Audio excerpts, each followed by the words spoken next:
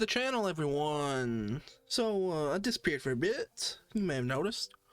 Had some personal and family matters going on with the recent flooding across eastern Kentucky. Kept me away a bit. So our week 4 upload here was delayed, and so was our week 5. Our week 5 should hopefully be up tomorrow. I didn't stop making content as I usually do for the leagues. This will be the longest running series of drafts so far, as we would have finally crossed our episode count from the previous record holding league. But you may notice they are no team builder on this one.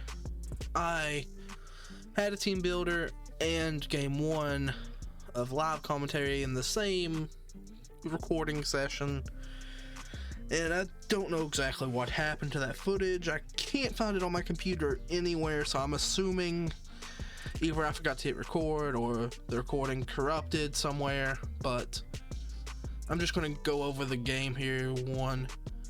Basically, the idea for our game this week was Zero Aura, Electro Webs, and Garchomp earthquaking things. We had some coverage moves for things like the Clefable. You'll notice later in one of the games we have Helping Hand instead of coaching. That was just in case it was Follow Me Clefable, just to get around that, as Helping Hand has a higher priority. But yeah, we didn't expect Serena to come in this game at all, so I don't have the greatest options for it, as we'll see. But we'll just hop into game number uno here, and then game 2 will be live commentary, so we'll slide over into that after this game. But you see him leading the Gengar and the Scrafty. We expected Gengar to be led. That's why we came up with this game plan of the Zero Aura and Garchomp, just wanting to go for the Electro Web and Earthquake. We were expecting a Fake Out onto Garchomp, so we just protect it and go for the Electro Web. I was expecting Fake Out into Garchomp and then maybe Icy Wind, just trying to get it off the field immediately, but that didn't come to fruition. Serena switches in here on the Earthquake, which it will absolutely eat. And here we get knocked off, so there goes our berry. And I switch out Gengar here just in case Serena is Scarfed. I didn't want to eat a Scarf Triple Axle because that would suck. And it just goes to the big Power Whip into Zero Aura. The Drain Punch goes into our Scizor that we caught switching out, so that was all well and nice. We just go for the Electro Web and the Tailwind on this turn, trying to get speed control because we know we need Garchomp in the back to outspeed that Gengar at all cost.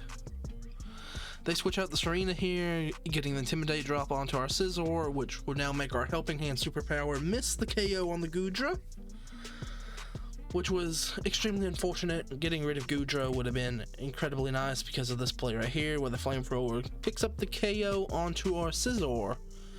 And we gave the Goodra weakness policy, so very unfortunate. We'll just go for the Snarl onto the Goodra, trying to drop its special attack somewhat to hopefully maybe live something.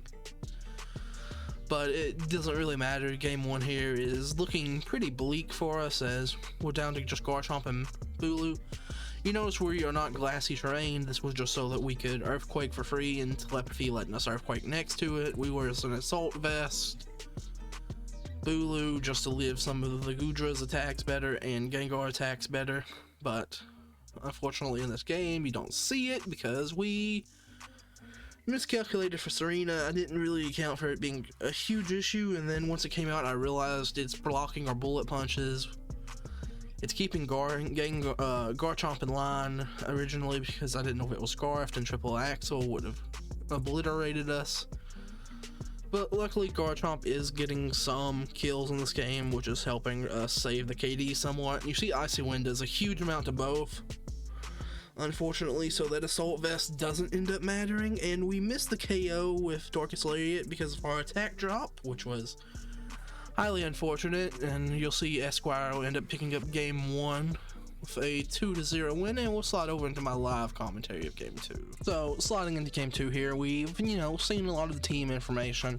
We know the Scrafty is going to be incredibly annoying with that spreading of Intimidate, so we're going to find a good way to remove that off the field immediately.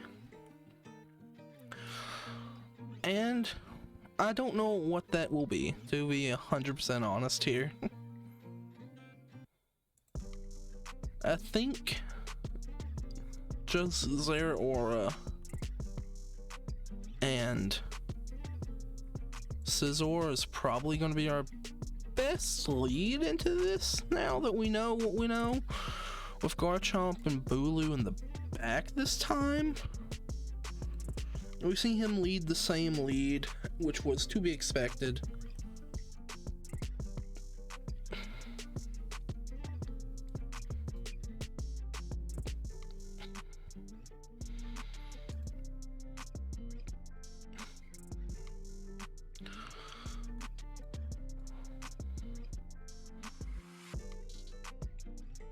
And I think I'm gonna just fake out Scrafty and try to get the Tailwind up on Scizor,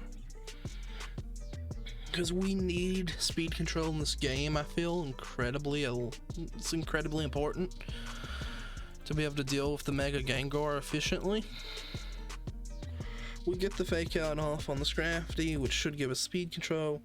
He gets the Icy Wind, which is unfortunate, but I don't think it's the end of the world. And now we should be able to just get some Snarls off onto this Gengar and Scrafty, just for some chip.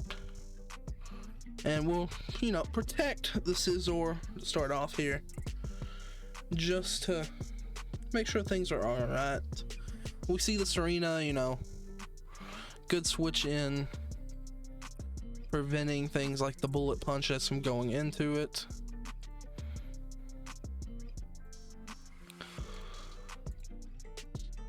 And now I just want to go for the Helping Hand superpower into the Scrafty to try to get it off the field, because once we can get those Intimidates away, this game opens up a whole lot for us in the grand scheme of things. And we get it off the field, which is incredible for us. A high jump kick comes out of the Serena, which is very interesting, I must say.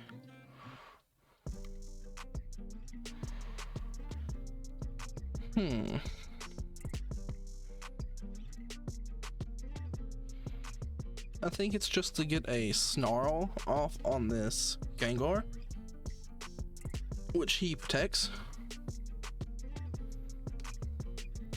We'll see what he does.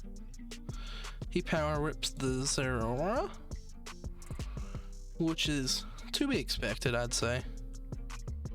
But we'll go into the Bulu and go for that Darkest Lariat and try to get a Tailwind off, but our position isn't looking the hottest at the moment, if I must be honest. But hopefully Serena misses the high jump kick, or whatever move it does go for, it doesn't manage to KO, and the Sludge Bomb just straight out OHKOs it, which is, yeah, this game is a tad bit lost for us now at this point, which is an issue, as Icy Wind will just straight OHKO. That has me extremely confused, because I'm pretty sure my calcs, we lived one Icy Wind. So that is a huge slip up and travesty from this week. We didn't respect Serena enough, apparently, so that's an issue. But yeah, unfortunately we'll pick up our first loss on the season in a 0-2 fashion. It's an extremely disappointing loss. I felt really good going into the matchup, but things just didn't go our way, unfortunately. The Serena really put on a whole lot more pressure than I thought it would. But hopefully we will get our act back together and get back on our winning ways in week 5 when we take on Josh, our good friend Josh. And I hope y'all enjoyed, and I'll catch you on the next one. See ya.